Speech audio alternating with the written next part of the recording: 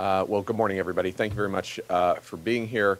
In the aftermath of the bombing in Boston, I think one of the immediate concerns that people in the Cleveland area had, like they do after any situation like that, is this going to affect our community in particular? Are we going to allow it to disrupt our daily routines and our ceremonies, our events? And so immediately after that happened, we started having conversations with our partners in law enforcement and public safety. Sheriff Bova and I consulted and said, what can we do to make sure that with upcoming events that we provide the level of safety that the residents of Cuyahoga County in Northeast Ohio deserve? We're fortunate in that we've already laid some groundwork to do that. And Sheriff Bova is going to talk about that a little bit. But we ended up forming an impact unit of about a dozen deputies that we actually hired quite some time ago. And we did that for a number of reasons. Number one was we wanted to have the county sheriff's department take on a larger role in coordinating emergency response and public safety emergencies, and also to be ready to respond to something when it comes up. And this is one of those circumstances. So we're one of the few counties in the state that has that ability to do that. And this is exactly the kind of occasion where now we have the ability to do it, and we're going to do it. And this is, I think, the way that communities should respond when you have an act of terrorism. We don't panic. We take it in stride. We go about our business, but we make sure that we bring to bear the resources that we have to keep people safe. So in particular, we knew that we had the Cleveland Marathon, which was one of the longest standing running marathons in the United States. We knew that we had that event coming up, and we wanted to be prepared for it and ready for it. And so today we're letting the public know that we're getting more engaged and more involved in providing security for that event than the county ever has been. We're going to be deploying our sheriff's deputies, our impact unit in particular, to make sure that the 20,000 plus runners, fans, and volunteers are going to be kept safe. The route passes a number of historic landmarks, as you probably know, including the Rock and Roll Hall of Fame, Cleveland Brown Stadium, Progressive Field, Quicken Loans Arena, Ohio City, the West Side Market, Tremont, Playhouse Square, the list goes on and on. So it's a real community event. And we wanted to do our part to make sure that this community event was something that people were still going to feel safe to participate in. And I think the plan that we're rolling out is going to help do that. We're not going to do all the work. We're working with the local organizers, and you're going to hear from Jack Staff, who's executive director of the marathon. At this point, I want to turn it over to Sheriff Bova. He's going to talk a little bit about our impact unit and how they're going to be deployed that day to make sure that we maintain these levels of safety that people have come to expect. Sheriff? Thank you, County Executive. First of all, my condolences go out to, and it can't be said enough, to all the members of the victims of the Boston tragedy. The impact unit will be assisting not only our local partners in law enforcement, but also the security force within the marathon itself. The impact unit is close to a dozen highly trained officers that'll be assisting in a way to with the route. I don't want to give too much of the information out, but they're going to be assisting sort of secretly throughout the route of the marathon. Besides the impact unit, we'll also have our canines units out there assisting along with the CPD and, again, the Marathon Security Force. Thank you. Great. I want to recognize Jack Staff. He's the executive director of the Marathon. Say a few words about their efforts. Jack. Thank you. First, I'd like to reiterate my condolences to the victims of Boston, to the race officials, the participants, and the spectators, and of course the first responders for the tragic event that occurred in Boston. Since last Monday, we've been working with our security company to review our security protocol and to take additional precautionary measures as needed for the upcoming race on May 19th. Rest assured, our security plan, though already quite strong, will be even more intense this year. Runner, volunteer, and spectator safety has been and will be our primary focus. Therefore, the generosity of Cuyahoga County to provide us with this additional high-level sheriffs on race weekend is very appreciated. I'd like to offer my sincere thanks and also speak on behalf of our 22,000 participants in thanking County Executive Ed Fitzgerald and Sheriff Frank Bova for providing us with additional layer of security. Many of our participants have expressed their desire to compete in the 36th annual Rite Aid Cleveland Marathon as the way to show strength as both runners and Americans and to show support for Boston. I hope they will come out to the race knowing that their safety is of utmost importance. I look forward to seeing friends and family members along the course cheering the runners. I personally will be standing at the finish line along with members of my family, and I hope that reassures anyone who feels any anxiety. Marathon Day is a proud day for our city and county. We get the chance to show off all the great things of Cleveland to tens of thousands of people, many of them from out of town. So I'm thankful to the city, county, and federal law enforcement officials who have so quickly shown support for our event and its participants. We're looking forward to our race weekend on May 18th and 19th, and I know many, many runners and walkers are as well. Thank you again to County Executive Ed Fitzgerald and Sheriff Frank Bova for reaching out and assisting the Rite Aid Cleveland Marathon to make it safe and enjoyable for many. Thank you. I just wanted to add a couple things. One is that the county is also, in addition to the efforts that we already outlined, we're also a participant in the FBI's Joint Terrorism Task Force. Now, that consists of agents from the FBI, the Secret Service, State Department, Customs, the U.S. Marshals, the Border Patrol, but it also, we also participate in it through our sheriff's deputies, and they're, of course, on kind of a heightened alert right now with everything that's happened. We also want to use this event to support the victims of the Boston Marathon bombing, and there is a fund called the One Boston Fund, and there's going to be, Jack, could you talk a little bit about that, the way that we're going to try to promote that, Right. and if you could explain that a little bit. The Rite Aid Cleveland Marathon partnered with the Cincinnati Marathon and the Pittsburgh Marathon, which will be run on May 5th, those two, and then we're on the 19th of May. And the three marathons went together and purchased a large amount of wristbands that will say Boston Strong on it, and we'll each get our proportionate share, and they will sell theirs on the weekend of their race, and any of the bands that aren't sold will then come to us, and we'll finish off the inventory with all proceeds going to the Boston Fund. Yeah, I'm gonna have Sheriff Bova talk about this a little bit, but this is the kind of event that we train for all the time. It's a tragedy when something like this happens in Boston, but we try to learn from the event, and we always have built into our schedule ways to try to train and prepare for any eventuality. And it just so happens we already had on the schedule, before the Boston situation already happened, that we were planning for a disaster exercise. That's happening today, actually. It's a pretty involved event with multi-jurisdictions, different law enforcement jurisdictions. That's happening at Progressive Field, actually. Sheriff, could you just mention a couple of details about how that's going to work today? Sure. As we speak, the exercise is underway at Progressive Field.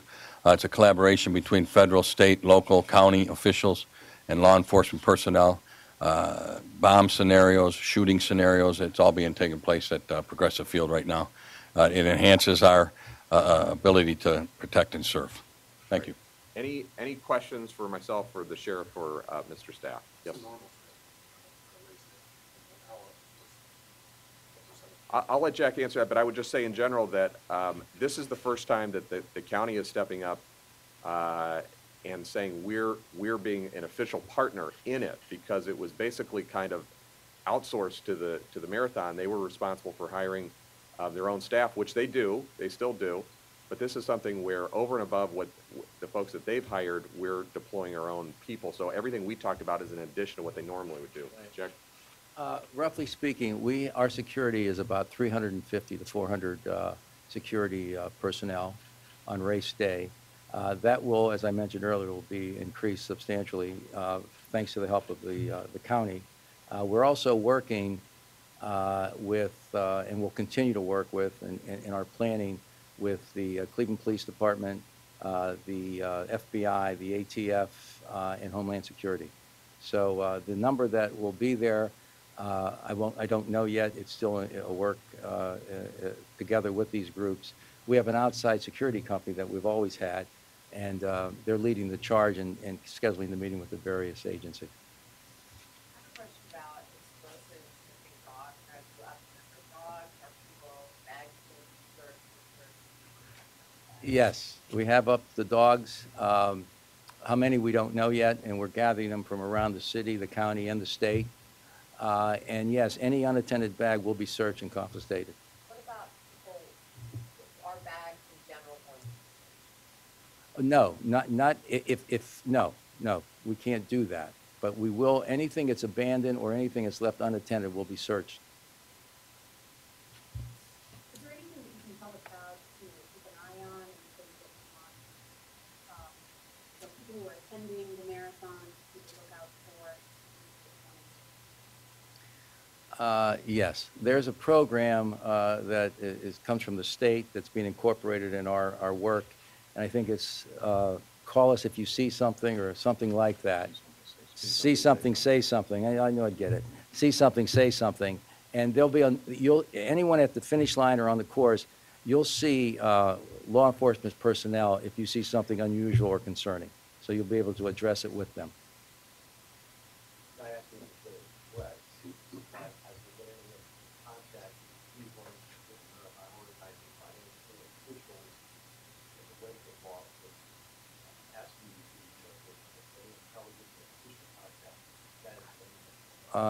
If I understand your question, we have received no threats or any concerns of threats. All right, Paul, I could just, I could add, I could tell you that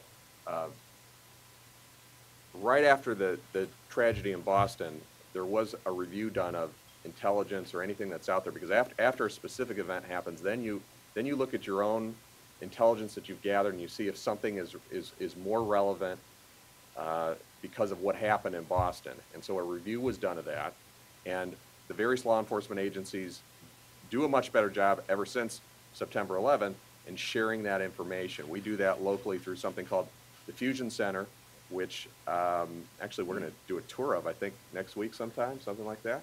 Is it today? We're going to do some of that today. And basically, the fusion is a fusion of intelligence, so that what Cleveland Police knows is not kept in a silo from what from what the FBI knows, or the ATF or U.S. Marshals. So a review of that was done, and there wasn't found to be anything that was particularly concerning for the Cleveland area. Our security team is working with the Fusion Center.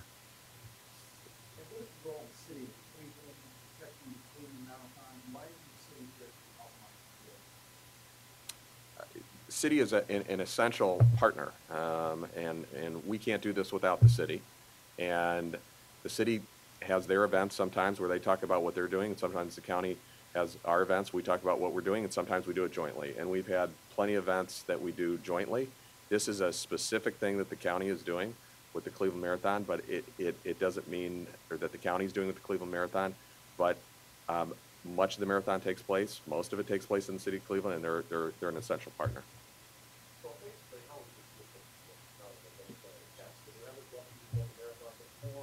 There may have been deputies, but it was basically outsourced, or it was kind of offloaded onto the marathon itself. And so Jack and his organization would hire off-duty folks. Now, it didn't mean there wasn't anybody on duty, because there's always folks that are on duty, but we had never mobilized our whole sheriff's department to say, in addition to whatever the Cleveland Marathon organization is doing, we're throwing our own deputies into the mix. But I thought it was justified under the circumstances.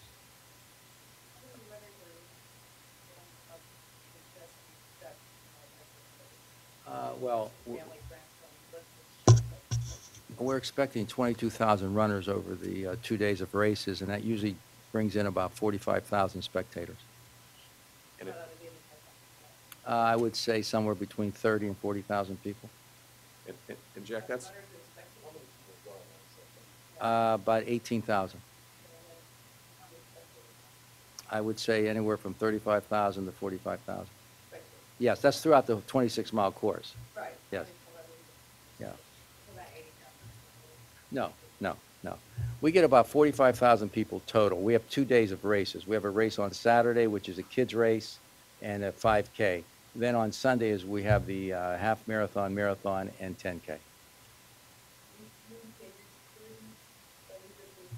that won't be known, but there'll also be uniformed officers throughout the course, like for the part of the season. Correct. So there'll be security that people will be unaware of, but there'll also be security without. Yes. A lot of visuals. And is that different from previously, Yes. the uniform security? No, the hidden security. Okay. There'll be- Uniform security? Oh, yes, yes. What about surveillance? Who is going to be contracted with companies throughout downtown? I see you guys some surveillance cameras at intersections for that community. It's something that we're talking about. I don't know how much we can reveal. As I said, we've met with this group. There are many more meetings are scheduled. We have until the 19th. But everything that's available to us from a security perspective will be utilized. And Jack, you may have answered this, but are there more participants this year that have signed up, or fewer the same? Our entry numbers are the same as what we projected. We're about 5 or 6% above last year. Last year we had just over 20,000, and this year we're expecting about 22,000, and that's in all events. No, no, not because of this. We've had people withdraw because of injuries. No, I understand. Yeah, no, not because of this. No, not at all. No, as I mentioned, what we're hearing is a strong sentiment among the runners that they want to come out to prove that we are free Americans and that they want to support Boston. We're meeting with the FBI. Whether or not they'll be there on race day, I don't know, and I don't know if I'm really at liberty to reveal a whole lot more than what I've said. But you think there is anti-terrorism? Yes, yes, yes. There's an ongoing task force called the Joint Terrorism Task Force it's multi-jurisdictional. So it's the FBI, but it's also U.S. Marshals, DEA, ATF. So it's all the federal agencies, and then local agencies. Cleveland Police participate in it. County sheriffs participate in it as well. Norberto, is there media availability for what we're doing at Progressive Field too? Okay, so they know that. Okay. Oh yeah. Oh yeah. Yeah. Yeah.